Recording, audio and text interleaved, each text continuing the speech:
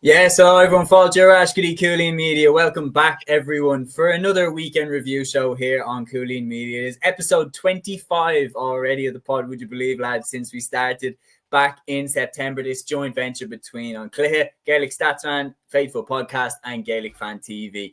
It's myself, Seamus Brady, joined tonight by Liam White and Matthew Hurley as we run through all of the headlines and highlights from another bumper weekend of club championship action across the country in all four codes. Lads, busy weekend. First weekend in the Club Hurling Championship where you both just chilling, watching.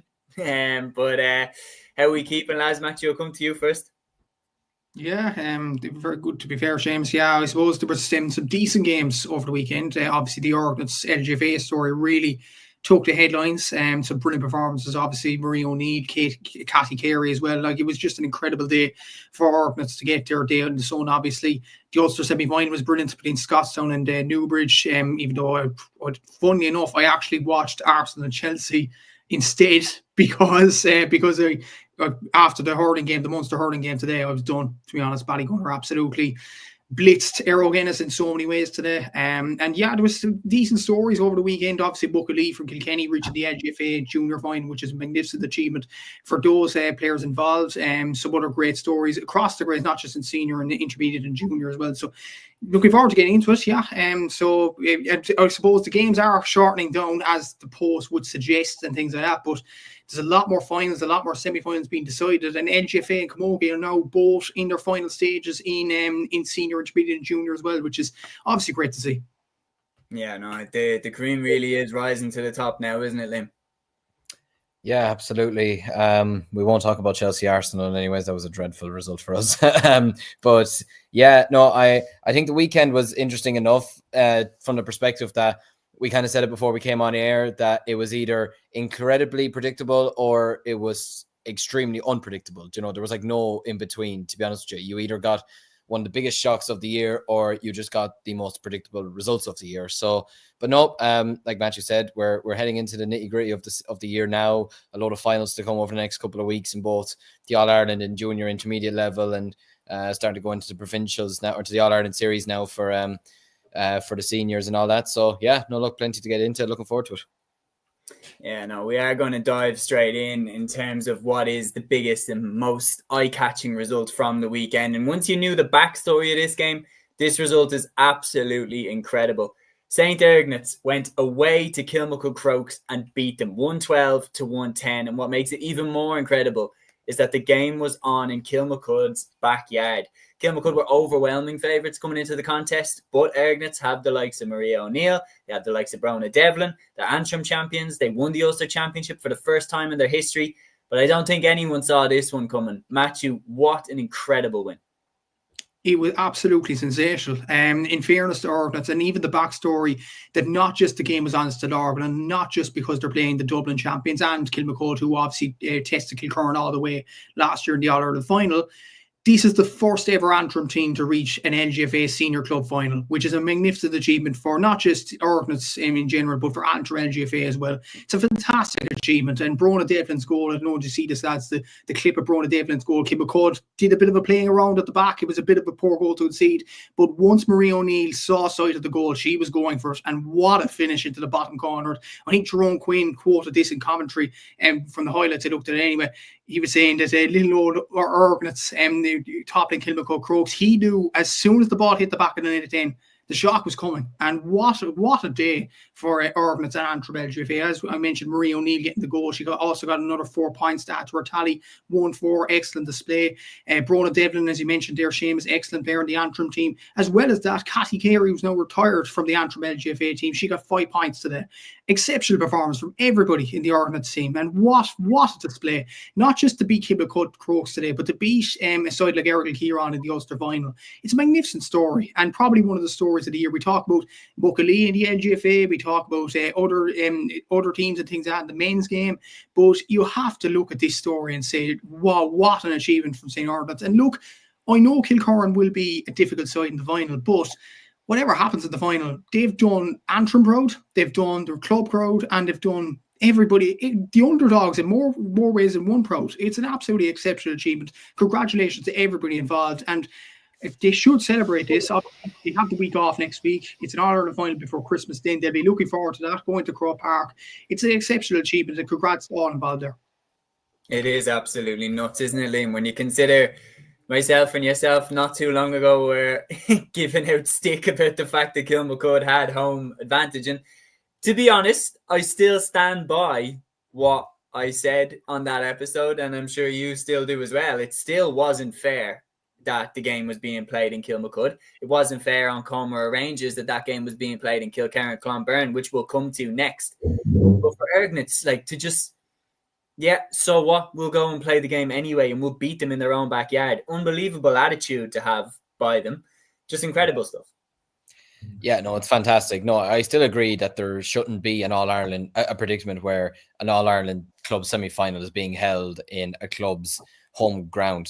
To be honest with you, I still think it's wrong. But in fairness to them, like, Jesus, to go all the way down to a side like Kilmacud Crokes, who've been a fairly dominant side in Dublin and Leinster over the last number of years, and the players that they have as well, and to go down and beat them by 2 points is an absolutely remarkable achievement. You know, even seeing like they were 2 points down at half time, and you were thinking, okay, they were still putting up a good performance then, you know, but you were thinking maybe Kilmacud could kick on in the second half. But no, they took over in the second half, and it's an unbelievable feat for them to outscore their opponents 1-6 to 5 points in the second half. You know, is remarkable. You know, like, I was keeping up to date with it towards the end, and I saw that it was 111 to 1-8, and I was actually thinking it was a typo. I was thinking, like, was this thing broken? Like, no way that they're winning this game by 3 points. And then you see the full-time result, and like when we said it to each other earlier, we were like in complete shock that this has happened, you know. And it's not even against St. Ergnats, whatever. It's just more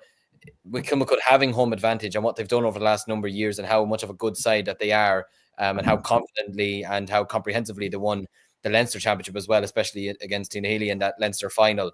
To then go and lose this now is going to be a massive, massive kick in the teeth for them. But to be the first, for themselves to be in their first ever All-Ireland final, and to be the first ever Antrim club to reach an All-Ireland final, is just simply a remarkable achievement. And like Matthew said, to win the Ulster title in the fashion that they did as well, in convincing fashion, it's been a remarkable year for them. And for them to get to Croke Park now, just 2 weeks before Christmas, I mean, it doesn't get much better than that. Regardless of what happens in the final, it's going to be tough against Kilkerrin Clonberne, but it's a remarkable achievement for them, no matter what. Matthew's right, they should go and celebrate this tonight.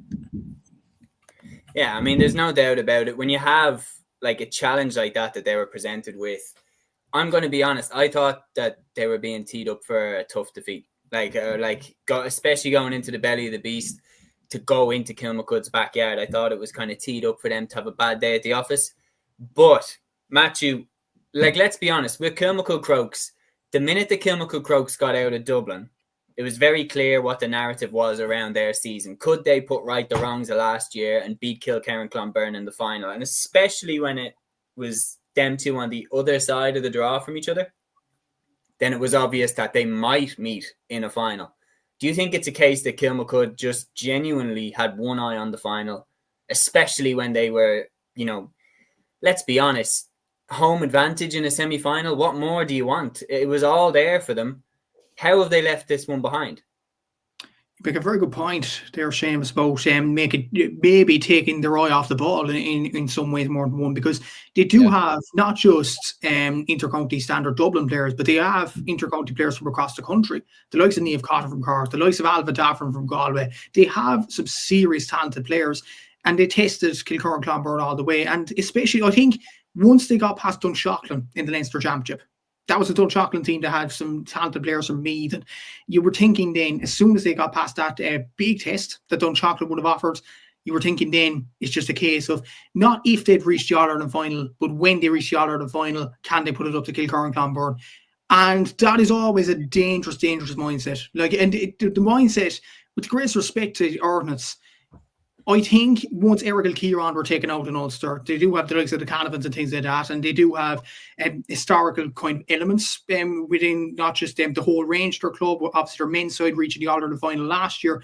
Once that happened, and once Clonairon went out in Armagh, you were kind of thinking from a Kilmacud point of view then that it's all there for us. You're home in Stillorgan, and you're thinking they're going to roll over these guys. I'm sure that wasn't the exact mindset with Kilmacud Crokes in fairness, but they had to have that at the back of their mind somewhat, because like the way that the Ulster Championship was unfolding and the way they got past Loughgiel and Leinster, it was all opening up for them. And the way Kilkerrin Clonberne went the other side of the draw, it was always going to do that as well. But you have to take your hat off to Ergnats at the same time for causing the shock like this. And worth noting as well, not just Loughgiel, not just Kilmacud Crokes, they also beat Clonberne, who we all tipped to win Ulster as well. Mm-hmm. They have beaten every fancied side that they've come across in the last 3 rounds. And you have to give them a lot of credit over this, in fairness. It is a brilliant win for everybody in Ergnats, and it's a fantastic achievement. And you know what? Looking at the sides that they have beaten, the Clonbernes, the Kilmacuds, the Loughgiels, they've most certainly earned their place in Croke Park in December. Yeah, no, there's no question about it. Peter here talking about that game said, hey lads, headline story of St. Ergnats will have to be awarded shock, upset and dramatic moment of the year, not only to take out a kingpin like Crokes, but to smash and grab in Crokes' backyard. I think that's the other thing though, like which is even more crazy, I don't even think it was a smash and grab. They were leading going into the final quarter. They were trailing at half time, but in the third quarter, they took over the game. They got the goal from Marie O'Neill going into the final quarter, and they held their own. They were every single bit deserving of that victory. But you're absolutely right, Peter. It is headline of the weekend as far as I'm concerned, because I would have never, and I'm being honest, I would have never thought that game would have gone like that. I thought Kilmacud were going to win fairly handy, and I thought Kilkerrin Clonberne would win fairly handy, which they did. And we're going to come to that game next. But a massive congratulations to St. Ergnats. And it's an unbelievable victory. And they're into the All-Ireland final, where they now face Liam, the final boss. Kilkerrin Clonberne, 111. Comeragh Rangers, 3 points in Kilkerrin. Kilkerrin Clonberne right now, they are the most impressive dynasty that we have in the club championships. And they're one of the most impressive dynasties that we've ever seen in club championship history. With the competitiveness of the championships in the modern day, for them to have won 4 All-Irelands in a row, and the way that they've won them, they haven't really been tested at many times on this journey. They've taken a very good Comeragh Rangers team that has the likes of Emma Marie in there, Munster champions, Waterford back-to-back champions, and they just make them look so ordinary. 111 to 3 points is not a competitive contest, no matter what way you spin it. No, it really wasn't, and this is for what Ergnats have done in Kilmacud. This game is exactly how we kind of expected it to go, and what we worried would happen in the other game as well. But yeah, look, you still got to give credit to Clonberne. They still had to go out there and put in the performance and get the victory, and they did. I mean, reducing Comeragh Rangers to only 3 points over the course of a 60-minute game is really, really impressive going. And look, you had the likes of Olivia De Villy, who got 5 points, but it was even Noon who was really the star player. She got 3 points in a row at one stage. I think it was halfway through the second half, and it really pushed their side on and really, really kicked them on from there. And yeah, look, they're just a really, really dominant side, and you know, they're going to take a beating in Croke Park. I mean, look, I know Ergnats have taken down Kilmacud Crokes, but Clonberne are really the team that you need to take down if you're to really, really win a championship, and that's when you've really, really earned it then. But and they're going to be a difficult team to stop in Croke Park, especially now that they're so used to it as well.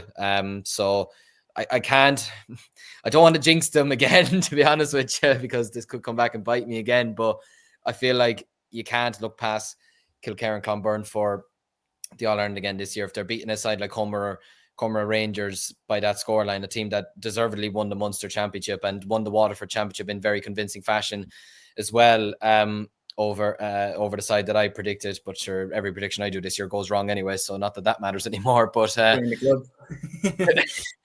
yeah, it's not been a great few months, I'm not gonna lie. But I have to be honest, the minute I seen Dicksboro get knocked out, I was like, oh, for fuck's sake, it's that type of weekend, is it? Like, what's gonna happen now? Are Ballygunner gonna lose? Thankfully they didn't. Yeah. But yeah, look, Clonberne will be the favourites going into the final, and you look at the players that they have, I think it's hard to write them off. But at the same time, as we've seen today, and as we've seen over the course of the club championship over the last number of years, the club championship can just bring up a surprise out of nowhere. And maybe fairy tales can be written. So you never know. We wish them the best of luck in the final in a couple of weeks' time anyways. But I think at this moment in time, I still can't be looking past Kilkerrin to win the All-Ireland again. Yeah. No, to be honest, as amazed as I am by St. Ergnats, I wouldn't have backed Kilmacud Crokes even going into that final against Kilkerrin Clonberne. Because Matthew, again, this is a trademark of Kilkerrin Clonberne. They just give you no hope. They literally it's not like they smash and grab at the end to win. They just take over the game the minute the ball is thrown in, and you never really have a chance against them. No, you don't. And it was probably emphasised in this game when Ashley Madden got the early goal for Kilkerrin Clonberne. They led 1-1 to 2 points at half time. And even with that scoreline, they were 2 points up against Comeragh. You were thinking, Comeragh, they've got a good result against Southern Gaels. They got a good result against Aero for Cork. They could provide a big test, and they do with Waterford seniors, the likes of Katie Murray example. But Kilkerrin wiped them asunder in the second half. They outscored them 10 points to 1. And you're thinking they're just a relentless machine that keep going. And you look at the players that they do have at their disposal, the likes of, as Liam mentioned, Olivia Divley, Eva Noon, Hannah Noon, obviously Nicola Ward, Louise Ward, Ailish Morrissey. They have an abundance of inter-county talents. They have a togetherness as a group. They're used to playing in big games, and they're just inevitable. To be honest with you, they are an absolutely incredible team overall. And you look at the amount of players that got on the score sheet as well today. I think it was 5 different scores as well. So it's a very good kind of motto to have, in fairness, from a Kilkerrin point of view. They're strong in every position. They've inter-county experience. They have the highest level of club experience as well. And they are an exceptional group of players. And to be honest with you, look, St. Ergnats, it's a fantastic achievement, what we're saying, but this is a different ball game. You're going to Croke Park. It's a brilliant achievement for Ergnats to get there, but there could be an argument as well. They might be overawed by the occasion. In the first half, it kind of takes about 15-20 minutes to kind of get used to your bearings in a ground like Croke Park. It's like a coliseum in many ways. But Kilkerrin are so used to the ground now. They've played there for the last 3 All-Ireland finals. In this one, 4. So like, they have an abundance of experience there, and I think they have the capabilities to, if they start off well, I don't think Ergnats can recover as quickly as, let's say, Kilmacud did to an extent last season. So yeah. I think it's Kilkerrin's to lose, but at the same time, you never know, especially with Ergnats shocks over the last few weeks. But this Kilkerrin team, the players that they have, the inevitability that they have, you would expect them to get the win.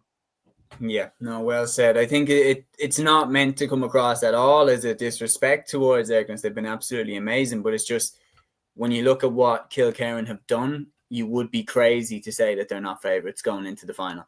But we are going to move on now. A lot of people had high hopes for this one, lads, and it just didn't turn out to be a competitive game at all. Ballygunner, 21 points. Éire Innis, 1 goal and 9 points. A lot of people thought that this one would be competitive, Liam. It just wasn't at all. Ballygunner cruise to the Munster title. No, it really wasn't competitive in the slightest, to be honest with you. And it's unfortunate from an Éire perspective because, look, they did well to get to the Munster final, and they did brilliantly to win the Clare Championship this year. What was it, after 35 years, was it, or 30 years anyways, to win the championship. But yeah, I thought at the start maybe it felt some bit competitive to a degree, but once Ballygunner settled into the game, there was not much to contend with after that, really, to be honest. I mean, they led 12-4 at half-time, could easily have led by more, to be honest with you. They were nearly sucking the life out of Éire. We were saying it just before we came on as well. Anytime Éire were hoofing the ball up to the full forward line, there seemed to be nobody there. It kind of felt like Shane O'Donnell was kind of winning everything on his own, or trying his best to win everything on his own, but there's only so much one individual can do, But when you've got the likes of Desi Hutchinson and Patrick Fitzgerald and Park Mahoney picking off the scores that they were, especially Hutchinson, you're asking for trouble, to be honest with you. So, and look, they got the penalty at the end through Danny Russell, but it's just at that stage the game is done. It's a consolation, and nobody's going to be, I mean, you won't be losing sleep over it really if you're Ballygunner. I know you say you always want to find things to work on, but it's nearly hard to keep your motivation up to the same level when you've the game won with 5 minutes to go. And look, it's great credit to Ballygunner. Look, they had the shock last year of the performance that they put in the Munster final. Probably took a lot of learning from that, and the way Sarsfield's pushed up against them and pressed them last year, and really dragged it into a dogfight and really took a foothold in the game last year. This year, Éire Óg just could not repeat that at all. Ballygunner were out for blood from the very start of the game. And they're deserved winners. And you'd probably have to rank them now, along with, you'd probably maybe say, it would probably come down to, if Ballyhale were to get over St. Martin's, it would probably come down between Ballygunner and Ballyhale in that semi-final. And given the players that Ballyhale are missing at the moment, and given the fact that they weren't overly brilliant against Clock Ballycolla, they were poor in the first half against ourselves, had a good second half. They're not maybe in the best shape themselves, but of course it's Ballyhale. We can't write them off by any stretch of the imagination. But yeah, look, Ballygunner, it's great to win a Munster championship for them again. It's a 4th title in 5 years, but the All-Ireland is the one that they want to win, and they're going to take a tough beating in the semi-final now. There's no question about it. Yeah, I think over the last few years, when Ballygunner and Ballyhale matched up, the one thing that would have me a bit hesitant about it is Ballyhale have tended to have Ballygunner's number. Like, even the one where Ballygunner won, it was a last gasp shot by Harry Ruddle that went in, and on another day, Dean Mason saves that, and Ballyhale win the All-Ireland that time. And then the other times that they've met, it's been Ballyhale that have had the upper hand. So I would be nervous about that one, and that's got me very nervous about my All-Ireland pick. Peter here says, sounds like Dalo was being used as ammo by Ballygunner. And says, a bit of an awkward interview after with Jason Ryan.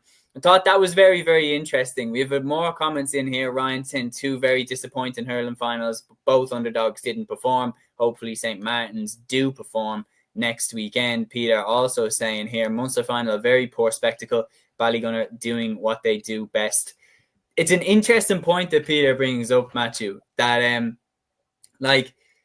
it was a very interesting interview that Desi Hutchinson gave after the game, where he mentioned about Anthony Daly, saying that they're not quite where they used to be or what they used to be and everything like that. And it's showing that Ballygunner are building that kind of siege mentality and trying to get that chip on their shoulder again to prove that they still are that team that they were a couple of years ago when they won the All-Ireland. It's interesting that they have that mentality when they've been so successful. Now, going into the Final Four, can they be stopped? I think, honestly, and Liam put this brilliantly, when you look at the other side of the draw, with the greatest respect to Loughgiel and Slaughtneil, I think the only team that can stop them is Ballyhale or St. Martin's if they come through it. I think this Ballygunner team is very, very good and fair to say. You look at their Munster Championship record over the last few years. In the last 7 Munster Championships, they've won 5 of them. Since 2018, they've only lost 2 championship games. They've only lost up to Munster. They've lost only 2 championship games, and that was against Barcelona in 2019 and Sarsfields in 2024. And at the same time, you have to give a lot of credit to Barcelona and to Sars last year for overcoming Ballygunner, because you have to. This was kind of the thing with the Éire Óg today. You have, when you're facing Ballygunner, you have to be honest from the very, very off. You have to be honest, and you can't lose any bit of concentration throughout the entire 60 minutes. And Éire Óg did that too much today, for my liking. They just didn't put it up to Ballygunner the way that other teams have in the past. Even the Piercic a few weeks back, to be fair, it really put it up to them, albeit that was in the Gaelic grounds and he was in kind of the Piercic's home patch, you would argue. And that's why maybe the Piercic put it up to them. But at the same time, they got in their face. The problem with the Piercic that day was the shooting. That's what let them down. It was just a multitude of things with Éire Óg. Multitude of things. And it will kind of haunt them the way they did perform. They only got 3 points from play as well. They only had 11 shots from play, which it's not really good enough. Not really good enough to beat Ballygunner, but not really good enough to win any game of hurling in any stretch of the imagination. It's just, it was poor enough from them. But look, they've had a good year and fair play to them for that. But on to Ballygunner, look, I think Ballyhale will put it up to them. Like Ballyhale, the Kilkerrin Clonberne performance in the second half, and in the first half at stages, their shooting was very, very good. Their puck-outs were decent at Ballyhale, and Clock Ballycolla really put it up to them in the semi-final, but they went through that test. With Ballygunner, they've had a few kind of near misses. The Piercic game, as I mentioned, the De La Salle game in the Waterford semi-final, where a few kind of goals right at the end kind of caught them. But look, this Ballygunner team would want an All-Ireland, and I think their eyes are set on that. And I think Micheál O'Donnell and TG Carr actually said this as well, that winning 1 All-Ireland in this spell of time for Ballygunner is kind of an unfair reflection on the team. I'd probably agree with that, because you look at the players that Ballygunner have, you look at the talent that they do have, the Munster record that they do have. They're now top of the roll of honour for Munster Championships as well.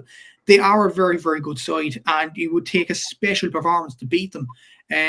So you can't write them off whatsoever. And look at their performance today. They didn't allow Ergnats space, but at the same time, Ergnats didn't perform to their ability either. So it's kind of difficult to kind of judge them going to the semi-final. Look, Ballyhale will eye the St. Martin's game next week. They can't have a Kilmacud LGFA situation. They cannot take their eye off the ball against St. Martin's next week. They have to get the job done.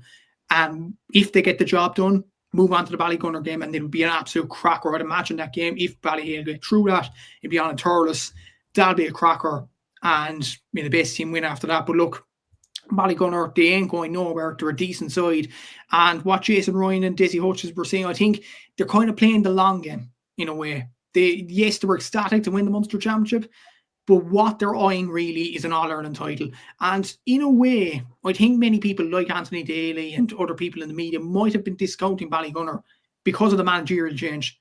Darragh Sullivan did so much of Ballygunner over the years. Jason Ryan comes in. And to be fair, it was a bit of a rocky start, I would say, in the Waterford Championship. In the semi-final, they struggled to get over the line against De La Salle. But as the weeks have gone on, they've got better. You have to say that from a Ballygunner point of view. So, they will be a hard bet for anybody in the All-Ireland series. They've 2 more games now, 2 more games from 2 All-Irelands in the last 2 seasons. And look, who's there to stop them? We'll have to see in the next few weeks.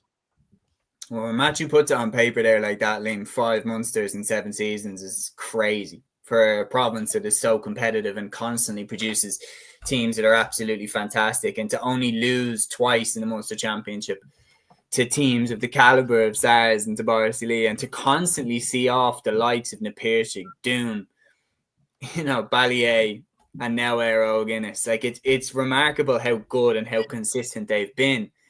Yeah. But again, that question of how many All-Irelands are you going to win with this crop that you have right now, that has to be an obsession for them. And when you see, they celebrate, don't get me wrong, they celebrated winning that Munster Championship. And maybe it was a little bit that they knew they were going to win it for the last 20 minutes of the game.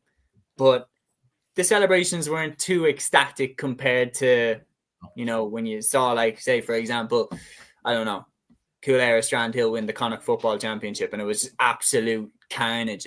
It's because Ballygunner, their goal is further than this. Their goal is to win the All-Ireland. And I think, Matthew, what you were talking about there, about when you're playing Ballygunner, you have to be on it from the get-go. I think Ballygunner are aware of that as well. And I think Ballygunner really target the first 10, 15 minutes, very similar to Kilkerrin Clonberne, actually, in the LGFA, that they don't even let you think for one split second that you can beat them.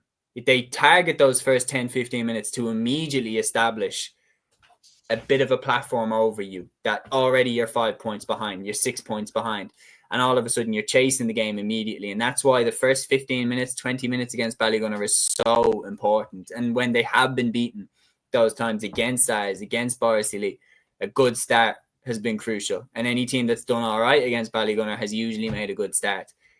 They didn't even let Aero get a sniff of a good start, Liam.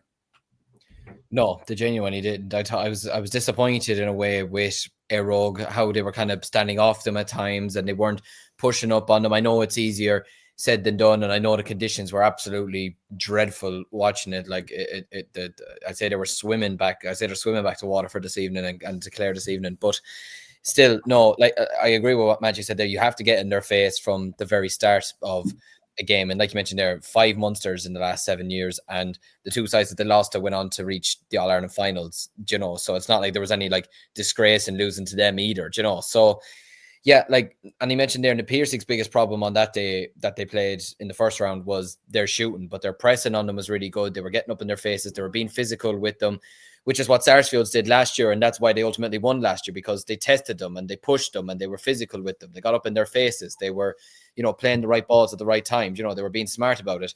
But Aero today just weren't like that. And look, it's still a great achievement for them to get to a Munster final after not winning the Clare title for so long, and to beat Loughmore Castleiney in a semi-final. And look, despite, I think that was a very poor match by that standard as well, they still went out and won the game. But yeah, for Ballygunner, the aim is to win the All-Ireland. It looked fairly, without sounding too mean, it just looked a bit meh when they won it, when they won today. Or not in a bad way, but just they want to win the All-Ireland ultimately, and they're not going to settle at the end of the year for just a Waterford title and just a Munster title. You know, for as much as that's still a fantastic achievement and it'd be an unbelievable achievement for any other club, they want to rewrite the wrongs of St. Thomas's in 23. They want to rewrite the wrongs of Ballyhale in 22, rewrite the wrongs of Sarsfield's last year.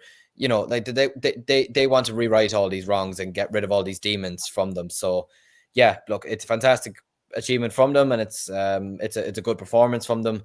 But Martins or Ballyhale Shamrocks will be the ultimate test for them, and ultimately, and it's no disrespect to Loughgiel or to Slaughtneil, I'm sure they'll give it socks in the final. But over the course of 60 minutes, I don't see either one of those stopping this Ballygunner team in Croke Park. Yeah, they're going to take some stopping. And if Ballyhale Shamrocks do get through that St. Martin's game, I think Ballyhale, for me, are the ones that can stop them. And I don't mean that as a disrespect to St. Martin's. I just think this Ballygunner team is just top notch. And I think the only team that have had their number in the past 2 years has been Ballyhale. Peter says, if there was a Champions League of club hurling, send Ballygunner. It's just nearly robotic. There's no doubt about it. They just know how to get over the line in these games. And he also says, as Shane McGrath said on Radio Comms, you nearly need to fully mark Stephen O'Keefe. Ballygunner, Ballyhale will be box office, absolutely will. And they meet in the semi-finals should Ballyhale get through St. Martin's, which you will have a full preview for here on Cúilín Media as well, on the relevant weekend preview show. So make sure to keep an eye peeled for that one too. Now, overall, though, lads, I don't think I'm being too harsh in saying that it was a poor provincial final in terms of competitiveness. And this one was the same. Slaughtneil, 23 points, St. John's, 10 points. Again, a provincial final where Slaughtneil, being similar to Ballygunner in terms of being the dominant force in the province over the past 6-7 years, completely swept St. John's out the gate in terms of that they just completely nullified St. John's attack. Can we move on from this game? Yeah, exactly. It was yeah, I mean, it wasn't that competitive. It wasn't really no at all. And look, Slaughtneil won't care a jot. The Ulster champions once again, and their aim is to probably break that All-Ireland semi-final hoodoo and get over the line against Loughgiel in a couple of weeks' time. But look, it was a decent win for Slaughtneil, and they do have some serious players like Brendan Rodgers, Shane McGuigan. I've seen a picture actually of Brendan Rodgers and Chrissy McCaig celebrating the championship together. Isn't it great to see Chrissy McCaig back in the team? I think it's absolutely brilliant. Look, he's been a soldier for him. I would hate to mark him. I was looking at it on the screen. I was like, he just would be my worst nightmare to mark. I'd say it's horrible marking him. No, and, so tough. You had to say prayers for the St. John's player went up on him last night. But look, it was a very good display for Slaughtneil, and we said this a few weeks ago that we talked about Christy Ring players of the year. Cormac O'Doherty should have got it. He got 10 points last night, and I still believe, like, if he was in any other county, a lot of people talk about Cormac O'Doherty as one of the probably the notable players in hurling circles in Ireland at this present moment of time. He got 10 points, and like, he was absolutely exceptional all night. In fairness, 9 of them frees as well. He got 1 from play. Brendan Rodgers got 2 points. Obviously, Shea Cassidy got 3 points, a very good player as well. Shane McGuigan 2 points. Chrissy himself got 2 points from midfield. Still got it. It doesn't matter what the age he is, but doesn't matter if he was retired from intercounty football, but he is a very, very good player. Their half-back line, I have to say, Slaughtneil, and obviously Sarah's faced them last year in the semi-final. They do have a solid half-back line, not just a solid half-back line, but a half-back line full of big units, like Micheál McGrath at centre-back, Rory O'Meanon at wing-back, Shane McGuigan at the other wing. They do have some exceptional talented players in fairness. Fionn McEldowney is another good player, corner-back as well. And look, they will take some serious beating from Loughgiel, and they will be determined to get over the line because they've had this semi-final hoodoo over them for a number of years now. Slaughtneil, they were devastated last year, losing to Saracens in that semi-final, obviously with the last puck of the game in Newbridge. They were very, very disappointed to lose that game. A chance to make amends in a couple of weeks' time now against a Loughgiel team that really tested the FINA, but haven't been, well, other than last year, haven't been up at the higher ends of All-Irelands in a number of years. So this is a big chance for Slaughtneil to take down Loughgiel and get over the line. And you'd imagine that game would be somewhere like would say Kingspan, Breffni and Cavan are boxed at the Lady Grounds in Armagh because of the middle ways between the two sides. So the venue probably will be an Ulster venue. So you'd imagine that Slaughtneil will have the advantage there. They do have some serious players. They're experienced in All-Ireland semi-finals at this stage. Surely there comes a time when it all clicks, and surely there comes a time when they get over the line. And look, they didn't really get tested by St. John's, but at the same time, they did a professional job. They got over the line. They won't care about this result, in fairness. And when you consider that, I think Oisin McManus from St. John's got 9 points out of a possible 10 for St. John's. Look, I didn't watch this game because I had other commitments, obviously, yesterday. But when you look at that stat on the sheet, that's horrendous, isn't it? That's like, to have one player to score nearly all your scores. They just really didn't turn up in the final. It's very disappointing from St. John's point of view. Again, like Aero Guinness, they had a very good season. It was just a very bad end to it. And look, they were second best throughout the evening, and Slaughtneil absolutely deserved the win. Yeah, I think it was just a case that, like, they were just showing the levels. Like, they were showing how high they have to climb to get to where Slaughtneil are at.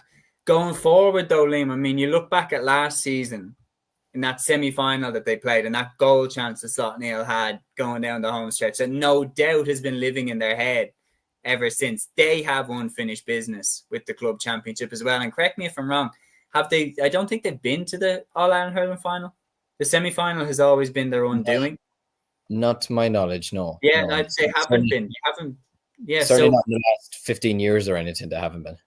No, they haven't been. No dairy club has ever been to the All-Ireland final. There you go. Like, it's a massive, massive opportunity now, because, like, look, Loughgiel are fantastic. Obviously, they wouldn't have won the Galway Championship if they weren't. But the reality is that, to call a spade here, like, Ballygunner, and for me, I think Ballyhale are going to come through the Leinster final against St. Martin's. If you're Slaughtneil, Ballygunner and Ballyhale are so experienced in the Final Four in terms of getting to the All-Ireland final, and they've both won it very, very recently. Loughgiel haven't. So you would be saying, if you're Slaughtneil, well, we're on the side of the draw where we have more of a chance of making history.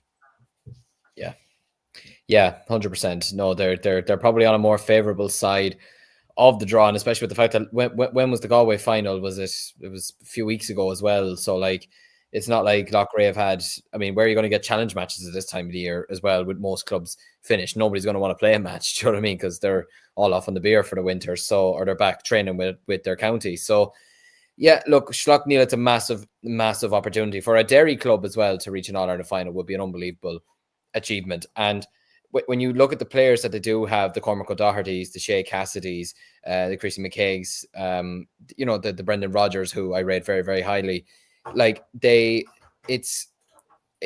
will be an achievement for them. But look, Loughgiel are a side that pushed Nafina all the way last year as well in the semi-final. We're probably unlucky not to win that either. So they probably feel like they have some unfinished business as well. And I didn't even think they'd win the Galway Championship this year. I thought Thomas's were the strongest side in Galway, and they turned them over in the final. So it'll make for an interesting final. And look, when you get to a final, for me, it is still 50-50. No matter who's on the other side of the draw, it is still 50-50 at the end of the day. You're in an All-Ireland final. You're both there on merit, and you're both there to rewrite your own bit of history.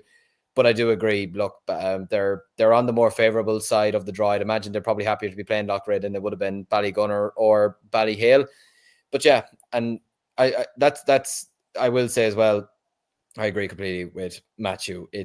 That's not a great look to see that you only have 2 players getting on the score sheet in a match in general. You know, never mind just a final, but in a match in general, it's not a great look. So look, disappointing from St. John's. It was a great achievement for them to win the Antrim Championship, but it's just not the kind of end of the year that they would have liked. But look, for Slaughtneil, professional job. Not the best game I've ever watched, but they won't care. They'll move on. Yeah, no, job done for Slaughtneil. But the main story from John's year is this, Peter, saying John's won Antrim for the first time in 89 years. That is their mountain this year. And it's unfortunate that, the club championship is structured that way, that when you make history and you win the club championship for the first time in however many years, you're immediately out against the Sharks that have kind of won it 4 or 5 years in a row in their respective county or whatever. And the reality is that Slaughtneil just had way too much for Johns in this contest. But they go down, swinging and everything like that. And yeah, I think they had a good year. Winning a first Antrim championship in, 89 years like that is absolutely incredible. So fair play to everyone involved. Unfortunate way to wrap up, but a great year for St. John's nonetheless. And the thing is like they can take pride from the fact that they got to the Ulster final, they won their semi-final, and maybe they can bounce back. But the Antrim Championship will be tough because you've got Loughgiel, Shamrocks there, you got Rory O'Cushendall there, you got Dunloy there, you've got more teams that are incredible in that championship. It will be difficult to bounce back, but time will tell how they get on. But that is the Senior Hurling Championship action wrapped up. We've also covered the LGFA semi-finals. We're now going to move on to the Senior Football Championship action from across the weekend, starting with the Connacht Senior Football Championship final, which finished St. Brigid's 116, Moycullen 114 at Dr. Hyde Park. Rory Fallon's late goal proves decisive as St. Brigid's win the Connacht Football Championship. It all went down to the wire between St. Brigid's and Moycullen, as we knew it would. Rory Fallon's goal proved decisive, and they get over the line for a 6th Connacht title.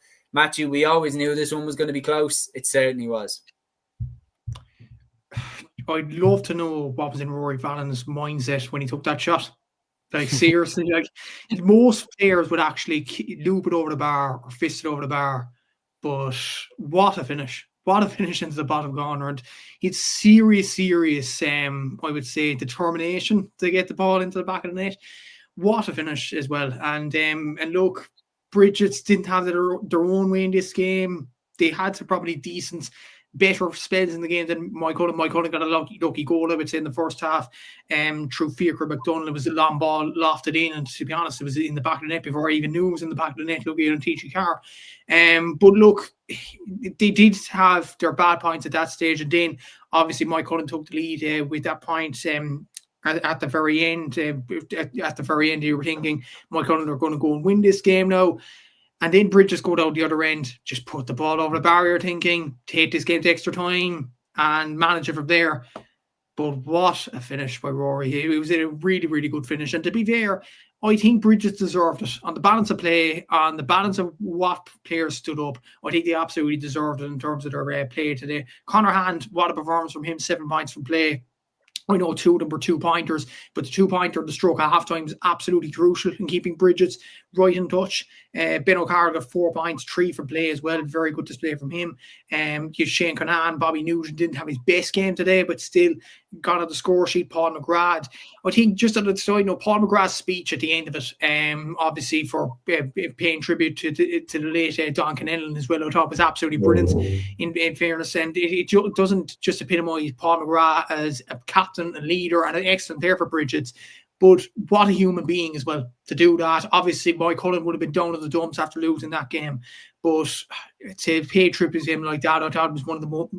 Well, we are only at the start of, or end of November, start of December, but it's already one of the moments of the year etched in. Like, it was just an emotional moment and will live long in the memory, no doubt about it. Look, J.C. Kennedy had a good performance from Moycullen point of view. Fionn McDonough, Fiacre McDonald, Niall Walsh at centre forward was very, very good as well. Peter Cook showed some bright sparks coming onto the pitch.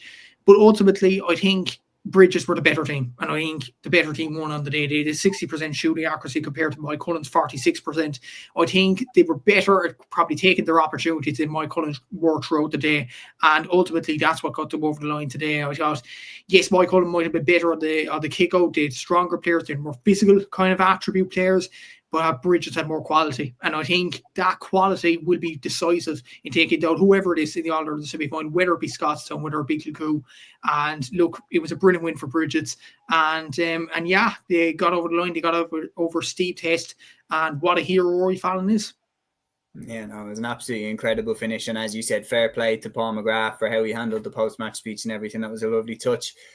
Peter here saying Anthony Cunningham, former Galway manager, is the Brigid Spanish star. Yes, and he certainly carries a lot of, managerial experience. Obviously managed the Roscommon inter-county team as well in the past. So, I mean, the amount of bags of experience that he's carrying is absolutely crucial. And Liam, like, we've discussed this before. Like, Brigid's got to the All-Ireland final a couple of years ago. Up until Conor Glass's goal, they were right in there. And that's the point when the game changed, when Glass's shot went into the net. they know how to get to the All-Ireland final, and they'll know what they did wrong in that game. And there's a track record of Kilkenny getting to the final the year before, losing it and coming back and winning it the next year. Kilmacud Crokes did the same thing, and Glen did the same thing as well. Brigids got to the final, they lost. They will have learned a lot from that. Anthony Cunningham at the helm. Brian Stack, Ben O'Carroll, Conor Hand, unbelievable players throughout the team. The experience that Brigids have from getting to that All-Ireland final cannot be underestimated, especially now that they're in the Final Four. Yeah, no, it helps massively having someone like Anthony Cunningham, especially. Like he's gotten to a number of All-Ireland finals as well. Got to the All-Ireland final with Galway in 2015, especially as well, and was probably maybe I wouldn't maybe say unfortunate not to win it because they were poor enough in that second half against Kilkenny. But he still got a good Galway team to the final, and gave them belief by half time. But yeah, look, it's a brilliant performance. It's a brilliant way for Brigids to win it. Because I thought Mike Cullen were going really, really well in the game. They started really, really strong. It was a disappointing start for them to be 1-1 to no score down after a couple of minutes, and you were thinking, Jesus, especially having home advantage. Well, not home advantage, but the match being in Dr. Hyde Park, you're thinking you need to get off to a better start than that. But yeah, like Matthew said, Falton's goal was an absolute rocker. But I thought Hand at centre forward was just absolutely out of this world. To kick the 2-pointers that he did, especially at this time of the year, it's a much harder ball as well. And his influence on the game was absolutely terrific. And the way they defended at the end as well to make sure that they got themselves over the line, that they didn't drop themselves short and miss out on winning the game in normal time was really, really crucial. And yet they'll take a beating now in the All-Ireland semi-final. It's wide open now. There'll be no team that'll be taking them lightly at all in the All-Ireland series now. They're definitely going to be aiming to win an All-Ireland title. There's no question about that. Like, I'd say they won't be just content with just winning Roscommon. They won't be just content with winning the Connacht title. They'll be desperate to go on now and win this All-Ireland title. And yeah, they're going to take some beating. And if Cunningham can add an All-Ireland with Brigids to the CV after what he's done over the course of his career, it'd be absolutely fantastic. But and it's tough on Mike Cullen because they've been excellent Galway champions, and again today they put up a great challenge, and especially going essentially away from home for this match. In the way that they won the semi-final as well. They've done themselves really, really proud, and had they gone through today, they'd have been genuine contenders for the All-Ireland as well. I'm just glad that we got a good Connacht final, to be honest. I think it deserved it with these two teams in it. It was probably one of the games of the weekend, maybe even the game of the weekend from the men's side anyways.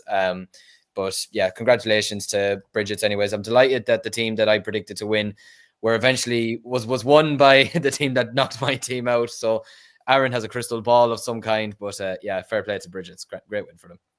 Yeah, did Aaron say Brigids from the get-go to win Connacht? Yeah, because I said Borgers and he said Brigids, yeah. Yeah, I'm delighted for him.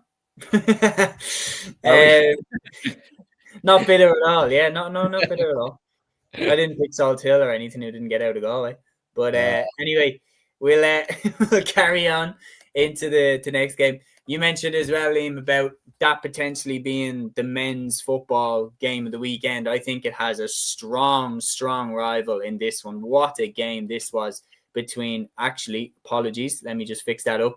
I've just noticed the score is incorrect. That's a howler from Seamus. Live on set as well. 219 to 219 I had. It's actually 220 to 220. So let me get that up. The Ulster Senior Football Championship semi-final. Obviously, it was postponed last week due to terrible conditions. Refixed for this week, and what a game it was. It was worth waiting for. Scottstown 220, Sean O'Leary Newbridge 220 after extra time. It went to penalties, and Scottstown won 4-2 from spot kicks. Matthew, this was just a sensational game in terrible conditions as well. Yeah, and who's to say that this game wouldn't be called off at halftime as well? But I think, yeah, but look, it was a brilliant game of football. Obviously, between the two sides, it was a high-scoring encounter as well. But Scottstown will be feeling relieved, I would say, out of this, because at halftime they were way ahead. They were I think it was 111 to 1-4 at halftime, or it was 113 to 1-4 at halftime. You were thinking, Scottstown are miles ahead here. Surely they get the job done here. And then even going to the last quarter, they were still, 215 to 1-9 up. And they still making bags of it towards the end of it. And you're thinking, is the Scottstown kind of curse? Is it raining down on them once again? Because Newbridge came back into that game with a house on fire. Obviously, the goal from Conor Doherty ignited light into this game in the second half. And Eamon Young, what a performance from Eamon Young and Sean Young as well, the two Youngs. And I think one of them has been talked about as being a Derry senior next year. He'll be a real talent, whoever it is. They're both very good players. I wouldn't be surprised if either would make the senior team, to be honest with you. Then Conor McAteer gets the equaliser to force extra time. What a game it was. Oshie Doherty then gets Newbridge in front 218 to 216. You're thinking, Jesus, Scottstown, like that's another example that they just can't field under the pressure. Then Rory Began, what a kick, a 2-pointed free to make the sides level again. Jack McCarron, Callum McGrogan, and then it was level again at half time extra time. And obviously, Conor McAteer again equalises to take the game to penalties. And Scottstown just had the nerve to get over the line. But what a game of football. But I will say, like, Scottstown will be relieved, I would say, out of that game. Like, if they lost that game, you'd be thinking, from a Scottstown point of view, to be 4 points up when the game was abandoned at half time last week, to be as good a position as they were up going to the last quarter of this game. Never mind half time, they're going to the last quarter. You were thinking, if Scottstown would have lost this game, they would have absolutely regretted it. But look, from their point of view, thank God they got over the line. Newbridge, they gave it the best that they could. Wasn't enough in the end. And Scottstown will go to the final against Kilkenny. And I think the 2-week break now, the final is set for the 13th or the 14th of December. And ultimately, because of the Titanic battle that they had today, I think that will suit Scottstown in the next few weeks. Whether they'll beat Kilkenny, I'm not sure. But I think that's an ideal bit of preparation for Scottstown before the Ulster final.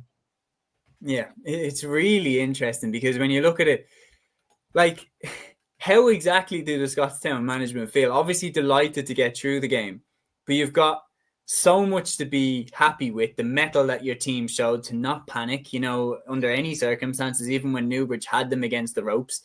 But then again, they put themselves in that position. They were so clear of Newbridge and they let themselves get reeled in.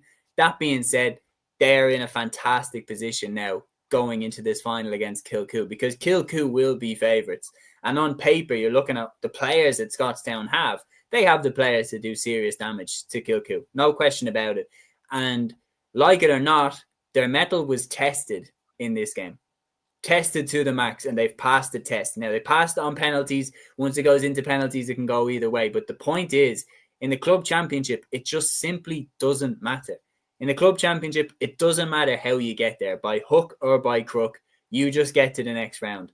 And even though Scottstown were in a great position before they let Newbridge rope them back in, the reality is they've made it through the test, and they're into the Ulster final against Kilkenny, where they will be underdogs.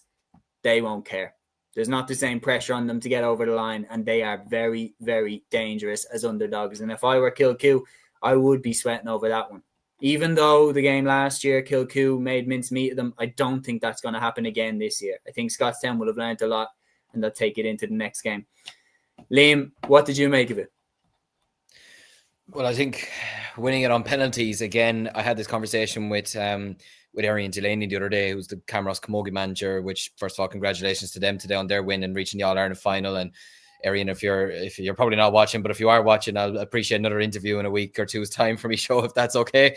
But I said to him, would he be a fan of winning a game through penalties or 45s or 65s? He said himself, not really, because it is an amateur sport at the end of the day. But it's the only thing with playing the game at this time of the year. It's like, if this game ended in a draw, it had gone to extra time, which was the right thing. And then if they'd have gone to a third weekend in a row next weekend, like the calendar is just so congested that had they gone to a replay again next weekend, it probably would have mentally just broken the two of them, to be honest with you. And then, if I'm being honest, you may as well just hand the title to... It'd be like, do you remember when Croatia got to the World Cup final in 2018? And you were thinking, how the hell are they not just falling on the floor against France? Because they had to go through penalties against Denmark, penalties against Russia, and extra time against England, and yet they still put in a decent performance in the World Cup. If that had happened to Scottstown or Newbridge, then Jesus, the stamina and the fitness levels would have been off the charts. But look, Scottstown are a team, but aside from that, look, it did show good mental resolve from Scottstown to get over the line in a penalty shootout, because it's all about your mentality after that, and it's about showing your bottle after that. But they have the players, not just to win Ulster, they have the players to win in All-Ireland, in my opinion. They genuinely do. And look, like you said, they'll be disappointed. The managers will be going in at the end of the game going, right, we have work to do. We absolutely have work to do. But you would rather be in a position of we have work to do than we go again next year. So look, and they'll absolutely be watching that game back against Kilkenny last year, I can imagine, and saying, this is absolutely not happening again. You know what happened last year. We cannot allow this to happen again. If we're going to lose, if we're going to win this year, we're going to win. If we're going to lose, we're going to go down fighting, not like we did last year. And listen, for them to beat a side like Newbridge in the fashion that they did is very, very impressive, to get them over the line in a penalty shootout. And look, they'll take comfort from the fact that for 45, 50 odd minutes, they were the better side. But obviously, they'll just have to work on closing the game out much better than that. But look, like I mentioned, the 2-week break will do them no harm either. Yeah, no, they made you tear your hair out for sure, because they produce some absolutely wonderful moments, and then a bit of chaos as well. But I mean, the reality is, I thought that Newbridge would be their undoing. I really did think that. And I think, Matthew, it's not a prediction that's aged badly. It's not like Scottstown battered them and sent them out the gate, although it looked for a while like they were about to do that. But like Newbridge's consistency and just their solidness kind of shone through, especially in that second and third quarter. But the reality is, Scottstown have got to the Ulster final, and they will give Kilkenny a much better rattle, in my opinion, this year than they did last year. I mean, they can't get much worse from last year. Like last year was so one-sided, but this year I think they'll give it a much better rattle. Now, the same in terms of giving it a good rattle can't be said, unfortunately, for the two Leinster semi-finals, which we're coming to next.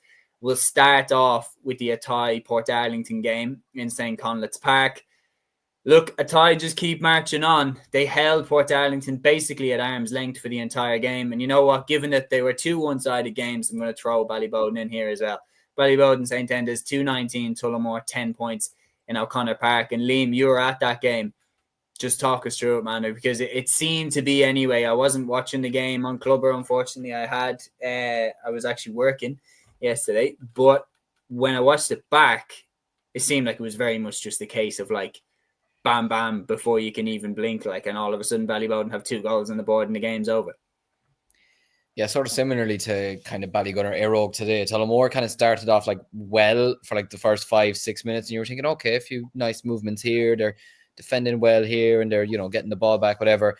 And then just bam, out of nowhere, the first goal comes, and you're like, oh, okay, right. And then the second goal comes, and then Ballyboden just start taking over. Their pace, their power, their position just really, really took over. And I was a bit disappointed with Tullamore, I'm not going to lie. Look, they've still had a fantastic year to win 3 in a row in Offaly, and they had a great win the last day over the Downs. But I think they got shown a level yesterday, to be honest with you, to get to. And like, going away to Cúilín last year and putting in the performance that they did in contrast to this year, you'd be hoping it'd be the other way around, as in they'd perform badly last year and then they go and perform very well this year. But it was just a complete opposite. They were not able in the slightest to deal with Ryan O'Dwyer in that first half. He was kicking unbelievable points. I feel, look, without naming them out because I don't want to, but Corey White's kickouts were kind of letting Tullamore down as well in his distribution from goal. But just even a lot of the time, I felt like Tullamore were kind of chasing shadows, to be honest with you. They were 2-12 to 4 points down at half time.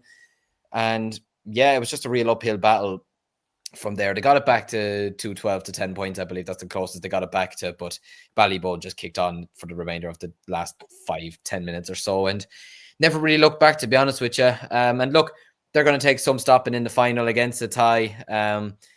But it's a shame for Tullamore as well, because Killian Burke is now off to the AFL. He's a big loss for both Offaly and Tullamore. But from a Ballyboden perspective, it's going to be a tough battle against a tie. No matter, even though it is in Croke Park, it probably will favour them, and they'll probably be the favourites now. But at the same time, I was very impressed with their movement yesterday, and a lot of their shooting was unbelievable. I mean, you have the Pascals there, you have O'Dwyer there, McGarry. Like they have a lot of really nice footballers there. Dara Sweeney as well. So they'll cause a tie some problems, but I didn't see much of the Athy game because I was at the other game. I checked the score one stage and it said 14-1. And again, I thought that was a typo. I was like, that can't surely be the scoreline. And I'm stupid for predicting Port Arlington to go and win the game. But yeah, Athy looking very impressive. And, you know, at the start of the year, you'd been thinking it could have been a potential Cúilín or Kilmacud Crokes versus Naas Leinster final. And instead we're getting Ballygunner and Athy. And it's nice to see a different final as well. And yeah, be interesting to see how that one goes next week in Croke Park. Certainly. And I think that the thing that's a little bit alarming basically for everybody else, Matthew, is that what Ballyboden have to the game this season that they really haven't had since, I guess, 2019 when they won the Dublin Championship. This year they've had a consistency to their performances that they haven't had in previous years. In the Dublin Championship in previous years, they've looked great in some group games, and then they've had terrible performances against the likes of Kilmacud Crokes in the Dublin final, etc., etc.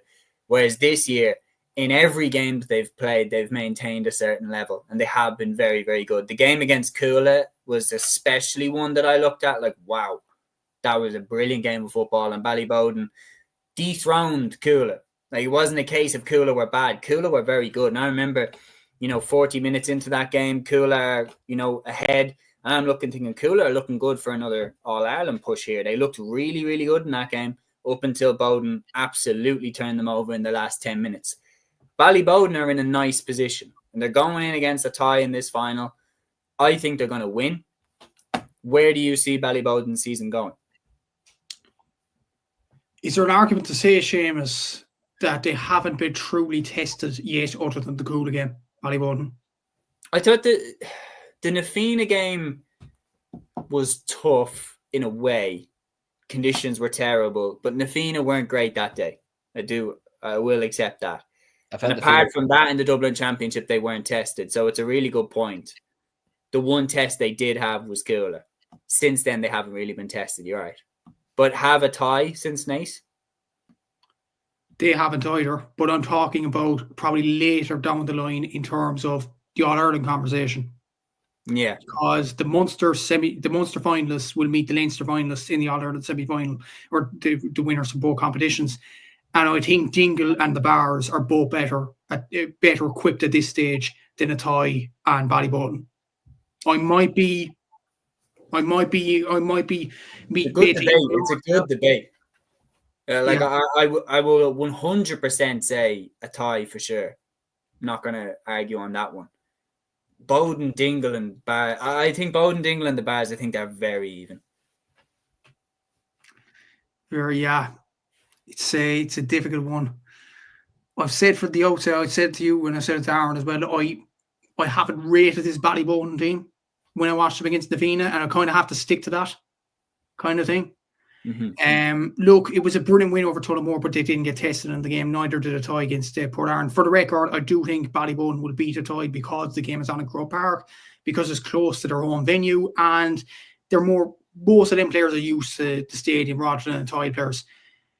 I just feel like Ballyboden will get over the line there. Do I think they'll have enough to beat a Bars or a Dingle? I'm not sure. If the game is on in Thurles, if the game is on in Portlaoise, in a kind of I would say a Midlands venue, I'm not sure. I'm really not sure.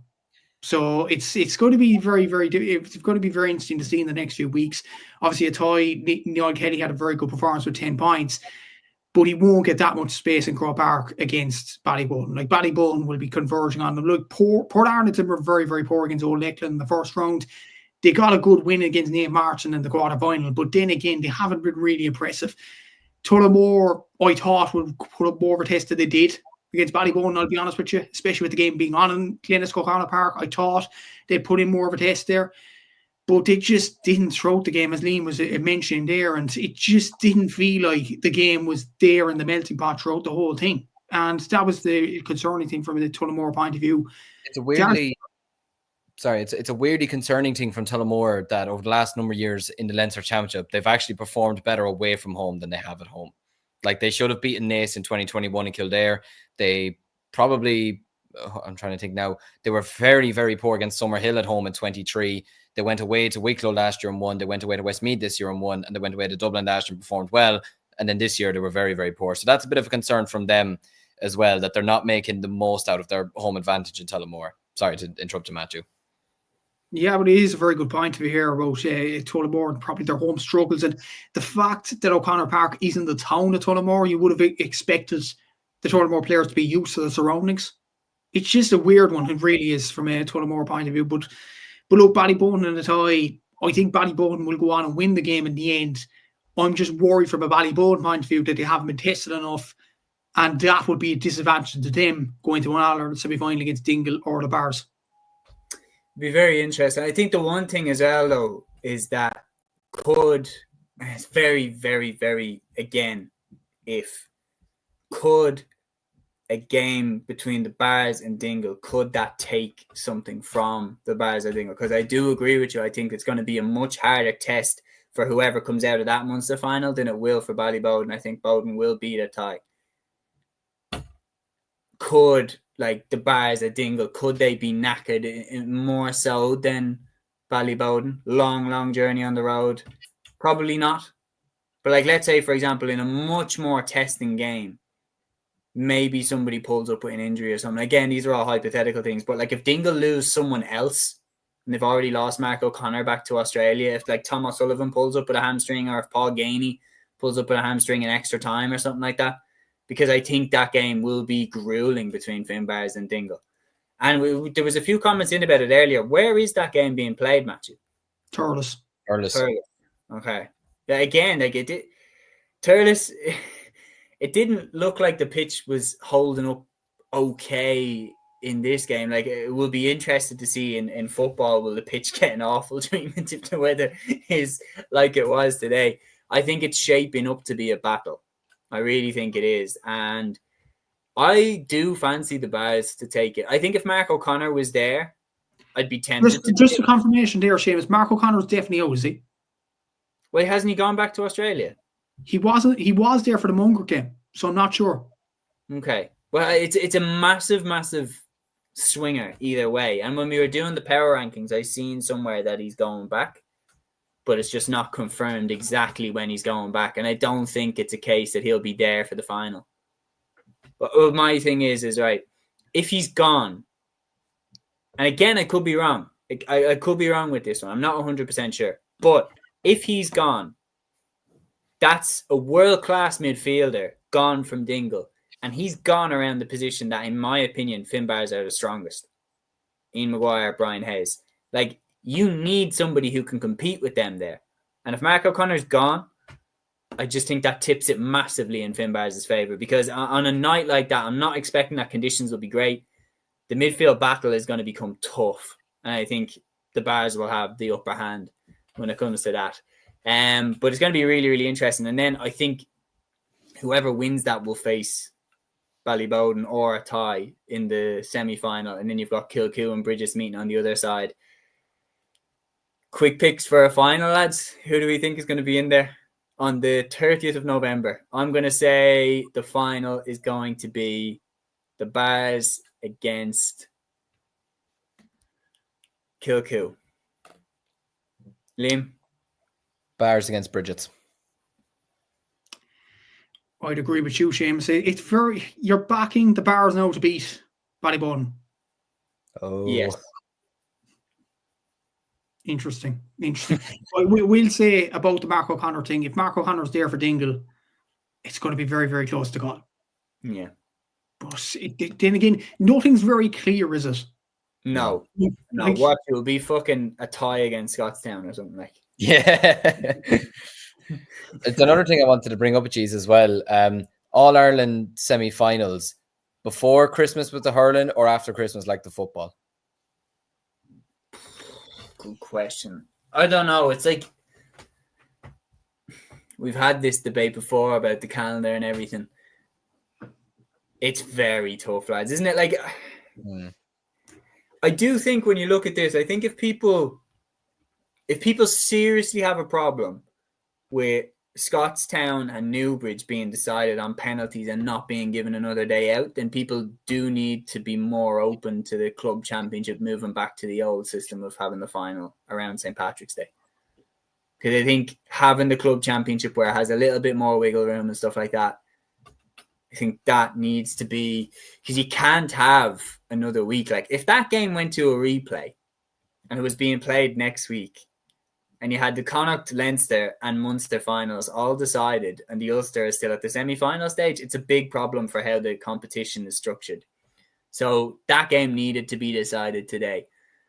And if you are talking about doing this in the future, like, I'm not opposed, lads, to county finals being decided before the year's out, and then provincial and All-Ireland happens from January with the final taking place in March. Like, I wouldn't be opposed to that.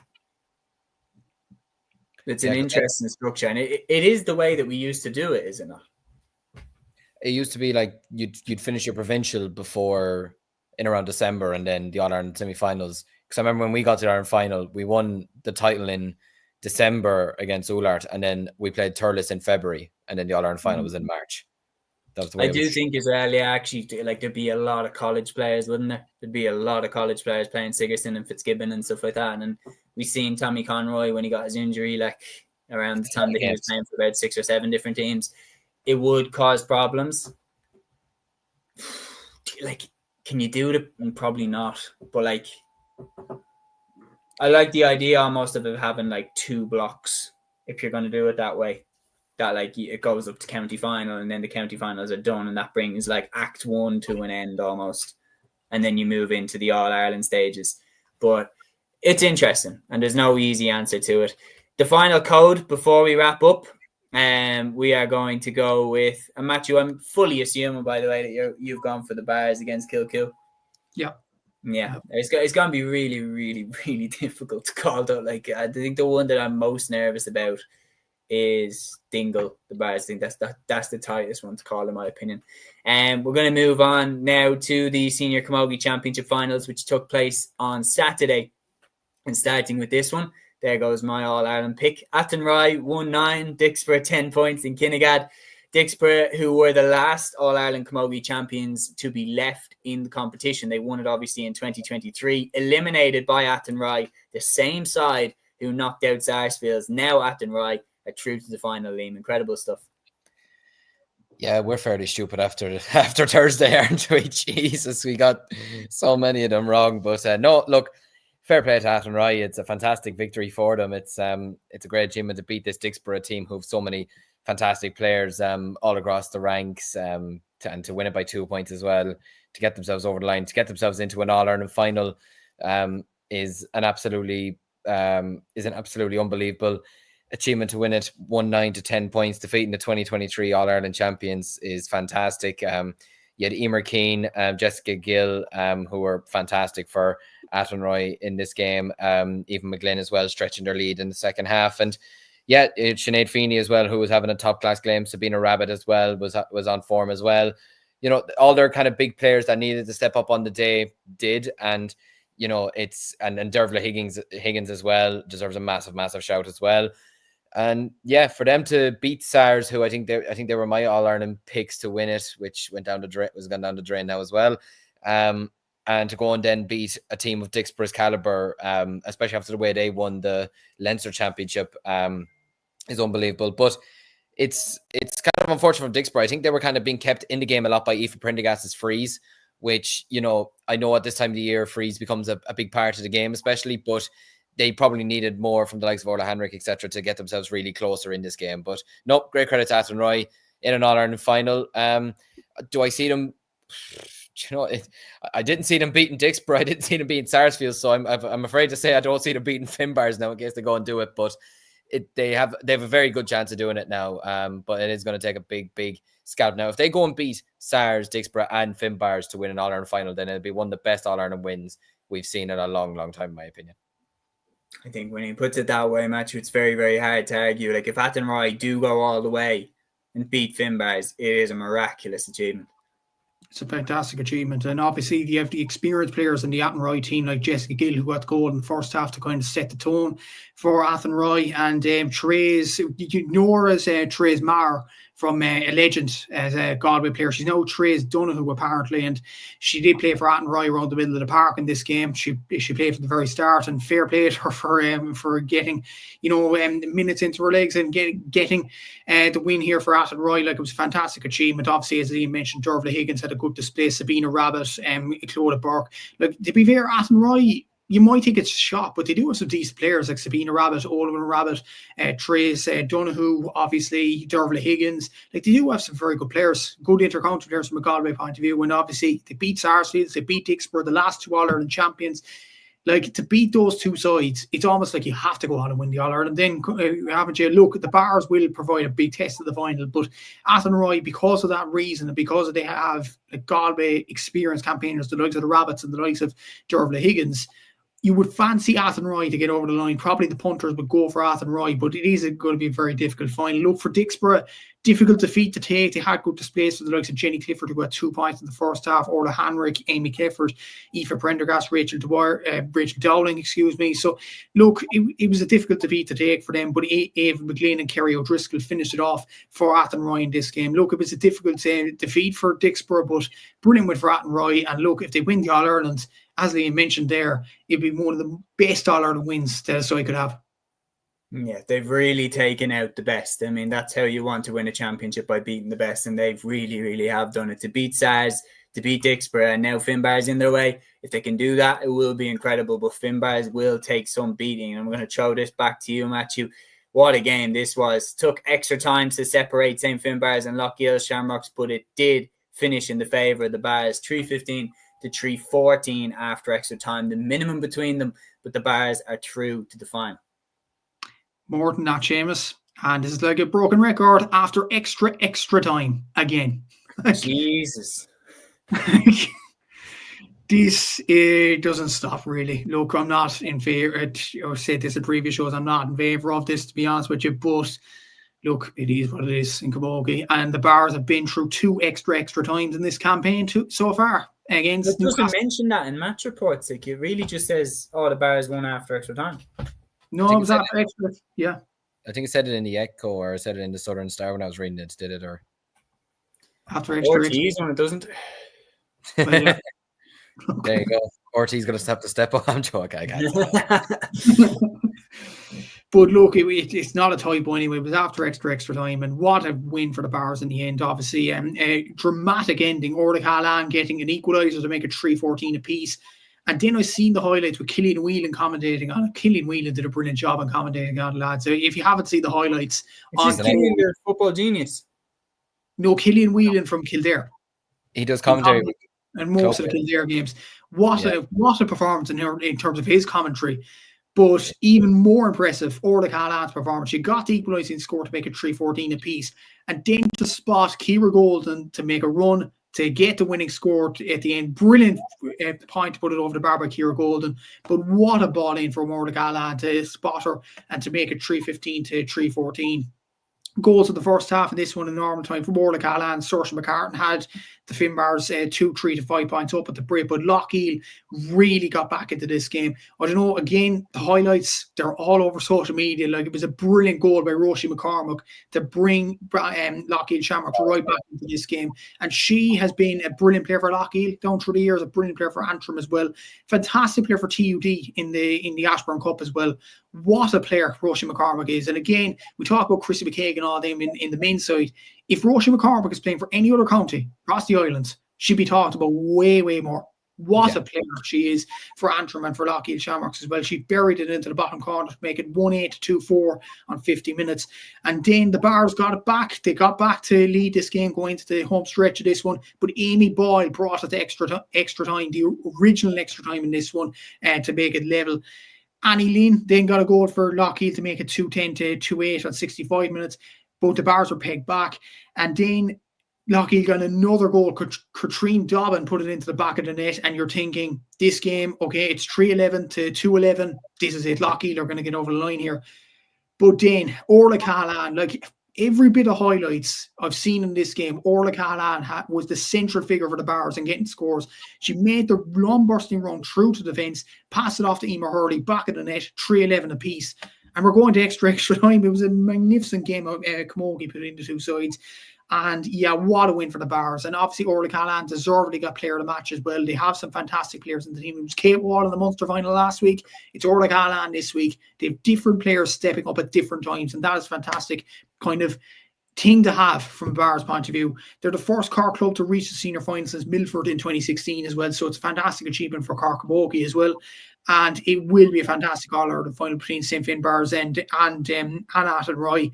What a game. What a game. And obviously, I have to say this again. If you haven't seen the highlights, watch them again on YouTube. The whole game is available on YouTube on the official Camogie YouTube channel as well. Killian Whelan doing the commentary. It's an absolutely brilliant thing to watch. And he did mention as well on his Instagram, I seen it this morning, Orla Callahan and Roisin McCormack, to watch those two players in particular. Their performances were absolutely incredible. But it was the Bars that won the day in the end. Yeah, well said, man. It was an absolutely incredible semi-final. The two of them going up against each other in the final. We won't do predictions just yet. We'll let time develop a little bit, and then we'll do the predictions on the weekend preview show. But that is the end of a weekend review show here. An hour and 20 minutes. We're very close to the time where we get delusional, so I'm going to wrap it up right here. But if you want to see all the results from the weekend as well, check out the post that Matthew made on the Gaelic Statsman and Cúilín Media Instagram pages, recapping the intermediate and junior games as well. And a massive shout to all involved.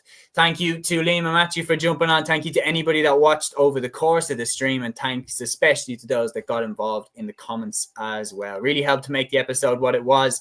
We will be back Thursday evening, as Peter said, live at 8 p.m. for another weekend preview show. But until then, ta-ra. Instinct, baby.